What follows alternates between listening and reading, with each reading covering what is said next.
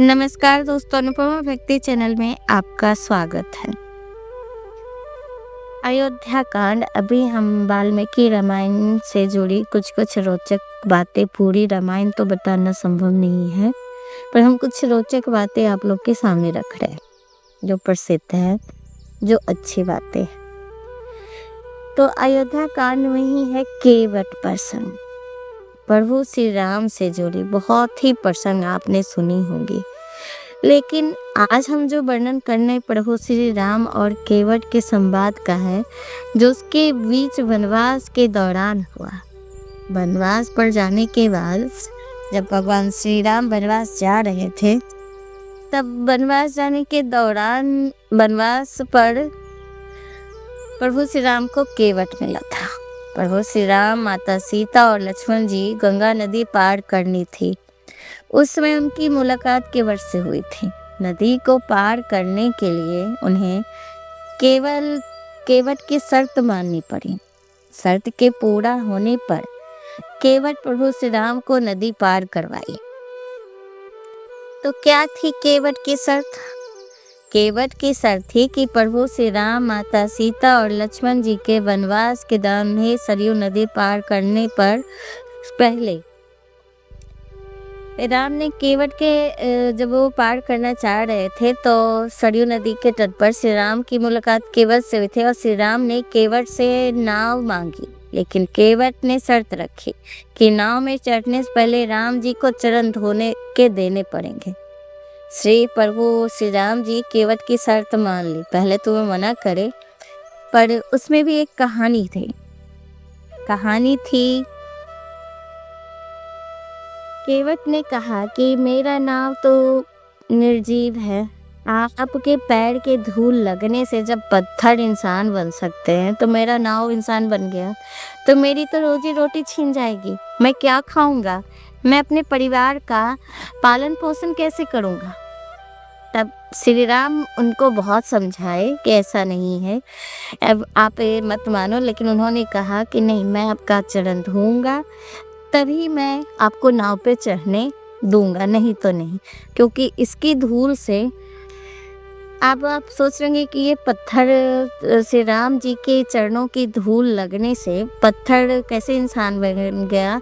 तो इसकी कहानी है अहिल्या की, जिसे गौतम ऋषि ने श्राप दिया था। और जब राम, लक्ष्मण और ऋषि विश्वामित्र के साथ उनके आश्रम में पहुंचे, तो अहिल्या के श्राप के कारण वह एक निर्जीव पत्थर के रूप में थी, जो राम के चरण का स्पर्श होते ही श्राप से मुक्त हो गई। एक सुंदर स्त्री के रूप में प्रकट हुई। उन्हें दर्शन हुए। इंद्र ने छल से गौतम ऋषि की पत्नी अहिल्या का रूप धारण किया, जिससे गौतम ऋषि को क्रोध आ गया और उन्होंने अहिल्या को पत्थर का बनने का श्राप दे दिया था। मोक्ष की प्राप्ति। यह श्राप एक वरदान की तरह था, क्योंकि उन्हें पता था कि एक दिन भगवान विष्णु के अवतार श्री राम के पैरों के स्पर्श से वह श्राप से मुक्त हो जाएगी। पत्थर से इंसान बनना। जब भी श्री राम ने अहिल्या के आश्रम में प्रवेश किया, तो उनके चरणों की धूल से वह पत्थर की शिला जीवित होकर एक सुंदर नारी के रूप में प्रकट हो गई थी। केवट की कहानी का यही है। उसको लगता था कि अहिल्या तो मोक्ष के बारे में है, तो केवट की कहानी थोड़ी अलग है। केवट ने गंगा नदी पार कराने के लिए राम के पैरों को धोने के लिए कहा था, क्योंकि उसे डर था कि अगर चरण की धूल उसकी लकड़ी की नाव को पत्थर बना देगी, तो वह नाव का उपयोग कैसे करेगा? लकड़ी की नाव को सजीव बना देगा तो नाव का उपयोग कैसे करेगा? फिर वो कैसे अपने परिवार का भरण पोषण करेगा? क्योंकि उसकी जीविका का एक यही साधन था, नदी पार कराता था लोगों को, यात्रियों को, और उसी से जो पैसे मिलते थे उससे अपने परिवार का भरण पोषण करता था। तो इसीलिए उसने श्री राम के सामने ये शर्त रखी कि मैं पहले आप तीनों के चरण कर धोऊंगा, उसके बाद ही मैं आपको नाव में चढ़ने दूंगा। अगर ये शर्त आप मानते तभी मैं गंगा पार कराऊंगा, नदी पार कराऊंगा। श्री राम जब केवट की शर्त मान गए, तब केवट ने खुशी का ठिकाना ना रहा। और पैर धोने के लिए एक थाल लाया और प्रभु श्री राम के पैर धोए। मागी नाव ना केवटो आना, कहू तुम्हार सरयू में जाना। चरण कमल रज कहू सब कहू, मालू से करनी मुरी कबछू अही। श्री राम जी ने केवट से नाव मांगी तो वह लाता नहीं है। वो कहने लगा, मैंने तुम्हारे मर्म भेद जान लिया। तुम्हारे चरण कमलों की धूल के लिए सब लोग कहते हैं वह मनुष्य बना देने वाली कोई जड़ी है, इसलिए इस जड़ी को धोके ही मैं तुम्हें अपने नाव पे सवार होने दूंगा। कहते हैं कि जब केवट ना पैर धो रहा था तो धोते समय दूसरा पैर मिट्टी में लिपट जाता तो केवट दुखी हो गया। एक पैर धोता तो दूसरा पैर में मिट्टी लग जाती, नीचे रखता, और नीचे दूसरा पैर धोता तो पहले वाला पैर नीचे रखता, उसमें मिट्टी लग जाती। तब श्री राम एक पैर को खड़े हो गए। केवट प्रभु को एक पैर पर देखकर दुखी हो गया और उसने सिर का सहारा लेने को कहा। केवट की आवाज़ सुनकर भगवान राम ने केवट के सिर पर हाथ रखा तो आसमान से पुष्प की वर्षा होने लगी। प्रभु के चरणों के अमृत का पान केवट और उसके परिजनों ने किया और श्री राम को पार ले गए। पद पर वही जलू पान करियायु सहित परिवार, पीतर पारू करी प्रभु पुनि मुदित गयो ले पार। चरणों को धोकर सारे परिवार सहित स्वयं इस जल को चरण मोदक को पीकर पहले उस महान पुण्य के द्वारा अपने पितरों को भव सागर से पार कर फिर आनंद पूर्वक प्रभु श्री राम जी को गंगा जी के पार ले गया। प्रभु श्री राम, माता सीता और लक्ष्मण जी केवट की नाव से उतरे तो प्रभु श्री राम के पास केवट को देने के लिए कुछ भी नहीं था। माता सीता ने अपनी अंगूठी केवट को उतार के दी। भगवान राम को गंगा पार कराने वाला केवट पूर्व जन्म में कछुआ था। ऐसी मान्यता है कि जब धरती जलमग्न थी तब केवट का जन्म एक कछुए के रूप में हुआ था। केवट के कछुए के रूप में कई वर्षों तक तप किया। भगवान ने उनसे तप को देखते हुए से केवट का अवतार दिया था और वही इस जन्म में केवट बना।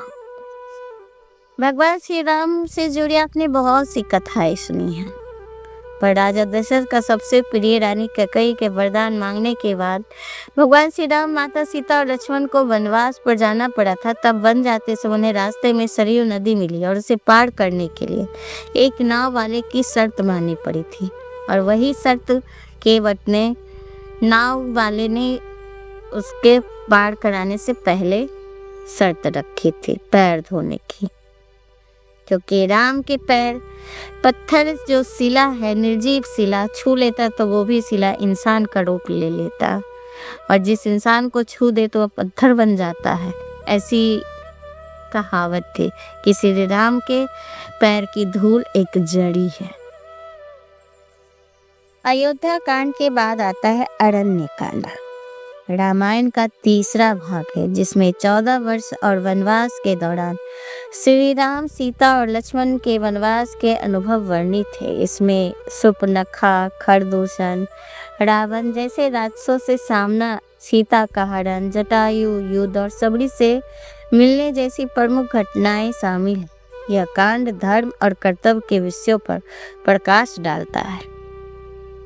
राम, सीता और लक्ष्मण वनवास के दौरान चित्रकूट से प्रयाग कर अत्रि ऋषि के आश्रम पहुंचे थे। वहां अनसुईया सीता को पतिव्रत धर्म का उपदेश देती है। इस पे मैंने एक वीडियो भी बनाया है।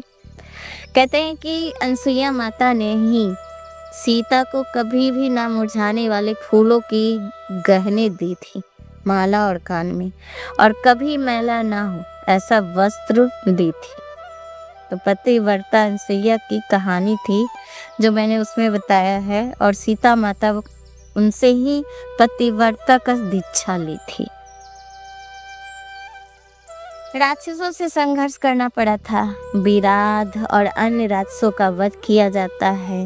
राम सुपर्णखा को दंडित करते हैं और यहीं से सीता के साथ जो भी हुआ और यहीं से रावण की दुर्गति का एहसास हुआ। जब सुपर्णखा राम और लक्ष्मण को देखकर मोहित हो गए थे और तब वो उससे शादी करना चाहती थी राम से। तो राम ने कहा मैं तो इस जन्म में एक पतिव्रत हूँ, मैं एक ही पत्नी के सहारे रहूंगा, मैं दूसरी स्त्रियों की तरफ देखूंगा नहीं। इस समय लक्ष्मण अकेले हैं, अगर आप शादी करना चाहते हैं तो लक्ष्मण से करें। लक्ष्मण ने उसकी तरफ देखा है, उसने कहा कि मैं अपने भाई और भाभी की रक्षा का प्रण ले चुका हूँ, इसलिए मैं अपनी स्त्री का भी त्याग करके आया हूँ। तो अब मैं दूसरी स्त्रियों की तरफ देख भी नहीं सकता। इससे वो क्रोधित हो गई और वो सीता को खाने के लिए जा रही थी, जिससे लक्ष्मण ने तीर से उसके नाक और कान काट दिए थे, जिससे शूर्पणखा क्रोधित हो गई और अपने भाई खरदूष के पास गई थी शिकायत लेकर। खरदूष राम और लक्ष्मण से युद्ध करने आए और वो दोनों मारे गए। फिर शूर्पणखा रावण के पास जाती है और अपने दुख भरी कहानी बताती है, जिससे रावण को वो उस्काती है कि एक सुंदर स्त्री जो तुम्हारी पत्नी होनी चाहिए, सारे गुणों से पूर्ण है, वो एक वनवासी के पास है। और उसने मैं जब ऐसा बोली कि उसे दे दो तुम सीता को, तो फिर उसने मेरे नाक और कान काट डाले। तब रावण एक साधु का वेश धारण कर सीता माता से भिक्षा मांगने आया था। रावण ने सीता के साथ छल किया था। कहते हैं कि सोने की मरीच देखकर, एक मरीच नाम का राक्षस था जिसने सोने के हिरण का रूप धारण कर राम को सीता को अपनी ओर आकर्षित किया, ध्यान आकर्षित किया। सीता माता को वो हिरण चाहिए थी, इसलिए उन्होंने राम से कहा। राम उसके पीछे तीर लेके दौड़े और कुछ ही दूर जाने के बाद वो समझ गई कि मायावी है, लेकिन वो राम से छिपते छिपाते हाय लक्ष्मण हाय सीते करने लगा। सीता को लगा कि शायद राम मुसीबत में है। वो लक्ष्मण से बोले कि जाओ अपने भाई की रक्षा करो। लक्ष्मण जाने के लिए नहीं तैयार थे। तब सीता माता राम की सौगंध देते हैं, तो लक्ष्मण जब जाने लगते तो सीता के लिए एक लक्ष्मण रेखा खींच के जाते हैं।